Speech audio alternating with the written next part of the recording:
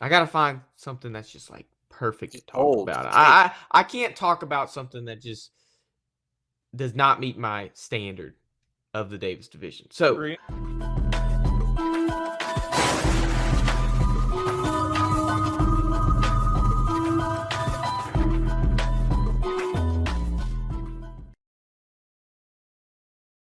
Texans wideout Nico Dude, Collins is love him. leading the league in receiving yards with Love him.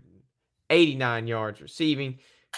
So per NFL analytics, Collins Ah. is on Oh, pace to 2,078 receiving yards, which would be the first time a receiver has eclipsed 2,000 receiving yards. Now we know Calvin Johnson has the record, old Megatron with 1,964. Of course, we can look back last year and say, okay, well, they said the same thing with Tyreek Hill. Tyreek Hill was yep. on pace to get 2,100, Yep. 2,200, something crazy like that. He Well, was, and I guess what think I remember happened? you saying. I think I remember you saying he should got an MVP. Well, I think it was one. It was definitely one of the contenders. I was big on that. That's Ah, right. yeah, yeah, But yeah, yeah. you It know, was he got season. injured and ended that year with just shy of 1,800, 1,799. Yeah, yeah. So I kind of want to talk about the possibility of Nico Collins being getting to 2,000. I solely believe that one of the reasons Nico Collins has found success is because of his quarterback. Uh, I was big on CJ Stroud. CJ Stroud's been doing pretty decent this year. I mean, he hasn't been He's not. he He's not good. hasn't been he It's hasn't been about as good as last year, but he's yeah. been to have a receiver lead the league in receiving yards. You got to be playing some type of ball, and CJ Stroud's playing the type of ball that has his Texans up. Or or is he that good of a receiver, and that he's the He only might just be. one? I'm sorry. I said he might just be. Right.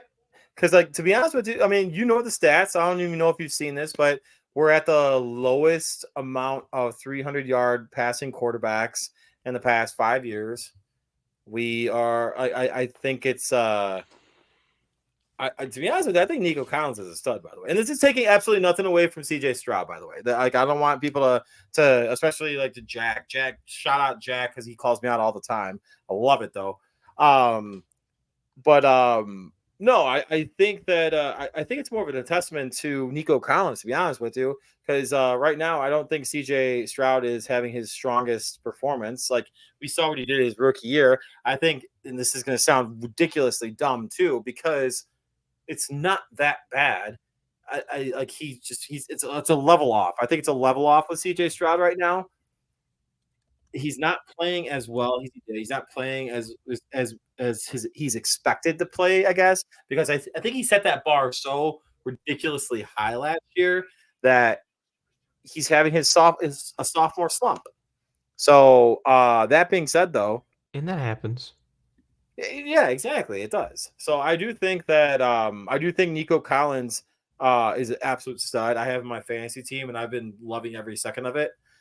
But I don't think that's a bad thing for CJ Stroud. I think it's a good thing for CJ because he has like a reliable receiver on the outside that he can be like crap. Oh, there's Nico. Boom, got him. So, and that's not me talking crap about the Texans offensive line either, because that's a very good unit too. That's what she said. So no, it's I think it's a Nico Collins thing being an absolute stud, Connor. I think he's a beast. Do I think he's going to eclipse that 2,000 mark that you said? It's a higher probability now because of the 17 game season. Um no, I don't think he's going to. I don't. Oh, Calvin Johnson could have very well got 2,000 with an extra game. Right, and well, I agree with that. I think he could have gotten in the 16 games, but they sat him, I think, that year too. So, um, yeah, no, I don't think he's gonna get it. Would it be cool to see? Yeah. Will we see it soon? I think so, just because, like I said, of the 17 game schedule.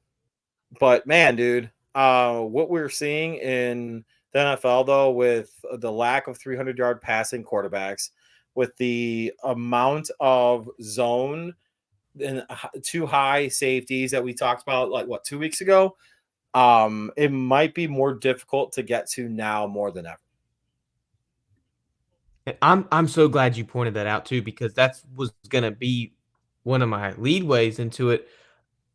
We've seen quarterbacks have the least amount of 300-yard passing games now, which means that obviously we are not, or we are going into an era where we're leaving the air raid. And I hate to Yep. say it, but like we take quarterbacks like Jaden Daniels, for example. This and Lamar Jackson, these guys are dual threat. We're running the ball more now. We're passing. I'll say it. You can say Justin Fields too. I'll put it out there. I'll say it. But hold on. I'll shut up because you're proving your point. I'm sorry, but all those quarterback, well, not except aside from Lamar Jackson, Justin Fields, and Jaden Daniels, those two players, those two guys. If you look at the completions and where they're throwing the ball, it's half the side of the field. There's oftentimes like you'll see on this half or on this half. It's actually a really interesting thing. I really need to pull that, and I'll tweet it out again because I have it saved on my laptop, so I'll tweet it out. But anyway, sorry, you were saying though. Well, I don't know if we'll see a 2,000-yard receiver soon because of that stat. We are now going into a direction where quarterbacks are being asked to almost control the entire aspect of the game. That's with rushing, passing. I mean, shoot, you could even say receiving. Jared Goff had a touchdown receiving Monday. I mean, we are seeing a game where now the quarterback, more so than ever, has impacted just every aspect of it offensively. I mean, that's why they're the highest paid, right? That's why Patrick Mahomes signed that 10-year, $500 million deal back in 2020 or 2021 when he signed it, because that's how good and how significant it was for a quarterback to have that impact on the game. I'm not sure if we will get a 2,000-yard receiver soon. I think I think you know what though, and you're not wrong. You're not wrong by any means. I actually do agree with you. To an extent, because I do think it's going to happen. Because I think you're going to find a receiver at some point. Excuse me. I think you're going to find a receiver at some point that's going to be like Malik Neighbors right now is like the only receiver the Giants have. And I think that if Daniel Jones was a better quarterback, you could be seeing something extravagant there. But and he's second in the league for receiving. Right. But I do think that the market for the wide receiver position is broken now. It's done. Like you're not going to see a receiver making more money now than like a running back. So I think it's the pendulum has shifted. So I think you're going to see running backs now getting the money now because of the sheer fact that you have the too high safety. You have zones that are just absolutely insane. You have defenses that are consistently playing the pass. So the most important positions now are edge rush and a good corner. Those are the most important positions now. Touchdown. Is that Godwin? Please tell me that's Godwin. No, it's Evans. Damn. Sorry. So I just don't think you're going to see it. That's awesome, Jack. Like you think it's funny, but you're seeing a higher percentage of running backs getting the ball now than you did in the previous years. You know why? Because of the zone coverage that you're seeing in the NFL, and also you're seeing the pendulum shift, dude. You're seeing the pendulum shift. It's going to happen. Trust me. I've seen it before, and I'll see it again. Like I'll pull the wisdom age factor on you, dude. Like I've seen it. It's going to happen. And you're not wrong. I'm not mad about it. I'm not mad at what you said, so to speak. But I think the importance of a running back is going to be a higher contributor to, well, yeah, because he's the backup running back to CMC. Come on, asinine statement. You like granted, it should be higher too because you would assume that he's gonna be hurt, but yeah. Anyway, the NFL is cynical. Bruce is right, exactly. So I do. I think it's the pendulum's going to swing. I'm going to agree with you, Bruce, because we have seen, like I said, we're going in a different direction of football. And we're going into the direction where now, I mean, you could see it with the Saints. the slot corner is starting to have a bigger responsibility on the defensive side. And that's simply because we're playing so much zone and so much like too high safeties. Yeah, There's dude. too many people in the third level. Somebody's got to get involved up front. And now that slot corner is having so much more responsibility on the defensive side. There was a time where Alontae Taylor led the league in sacks. He was tied for the highest in sacks. He might have not been, but he had like one of the top. I'm just saying. I'm just saying that because I'm a Saints fan. But it's just like I 100% agree with you because, like I said, we're going away from the air raid. The air raid is now behind us. It's behind us. We have athletes now. We don't have football. We don't have quarterbacks. Agreed. We have I agree with that. Now. So to go back to the point that Jack made in his comment, like he's not wrong about them being paid. Like that's probably the wrong way to put it. So that was wrong on my point on my part. However, the importance of the running back position, I think, is going to increase now. Like because so you have CMC, who is a dual threat running back. You have who else is in the NFL right now that is a dual threat running back? Brees Hall, no, not really. Who else we got that's dual threat running back? Jeez, come on. I would kind of venture to say Devin Singletary's game on the Giants. They've used him pretty well.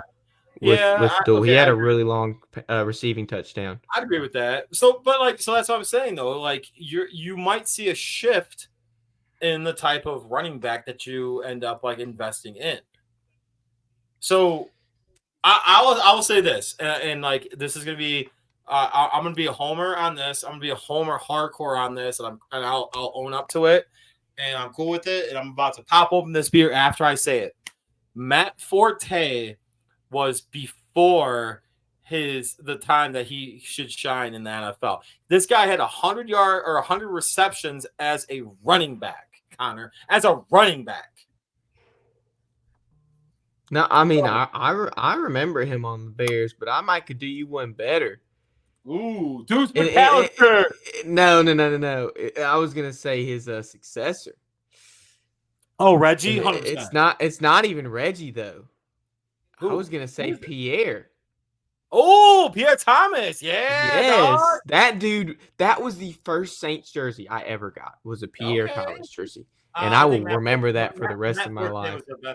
Matt Forte was better. But and he might have been because the Bears needed him more than the Saints needed Pierre Thomas. Well, yeah. Pierre Thomas had to compete with Reggie Bush. Pierre Thomas had to compete with Reggie Bush, and not to mention the fact Drew Brees was also slanging the ball. Like we had a passing game too, but we also had 2 1-2 punch really really good running backs. So and I wish we could see more of that now, and we have been. The Lions have been doing exceptional in covering every aspect of offense this season. I've loved it. Watching them is like pure efficiency. When you look up efficiency in the dictionary, Detroit Lions offense is going to be right underneath it because they just look so good offensively. I agree. Thank you for saying it. And like, I'm not going to be that person to, oftentimes you'll find people kind of that want to say negative things about teams that play in your respective fan teams division. But man, dude, I love what the Lions are doing with Gibbs and with Montgomery. Oh, dude. Man. It's poetry on my screen, Bruce. It's like pure poetry. Dude, I tweeted out. On Monday. I was like, dude, watching this team play is so much fun. So much fun. I mean, I'd compare it to Saints offense back when they won the Super Bowl. Relax. No, it literally looks like it. Like back then it was poetry. Right now I'm seeing the Lions poetry. And you know who was on that Saints team? Like the year before they went to the Super Bowl? Dan Campbell. Maybe 2 years before. Oh, he was on there. He was on the Saints team. He was on the Saints roster. Yes, before he went to the Lions where they had the 0-16 season, he was on the Saints. He was on the Saints. I ain't gonna lie, man. I love that dude. I love Dan Campbell. He's a fucking. I've said it before on the show. I'll say it again. Like I wish he was the Chicago Bears coach. And I'm gonna tell Kenny tonight, but I'm gonna say it right now too. The Chicago Bears made a huge mistake bringing back Matt Eberflus. No, that's fine. Like I've seen progression in Caleb Williams, like his game, and we'll get into this too. But I've seen progression in his game, and you can see it on the all 22 and whatever. But saying that, Matt Eberflus is nothing but a very good defensive coordinator.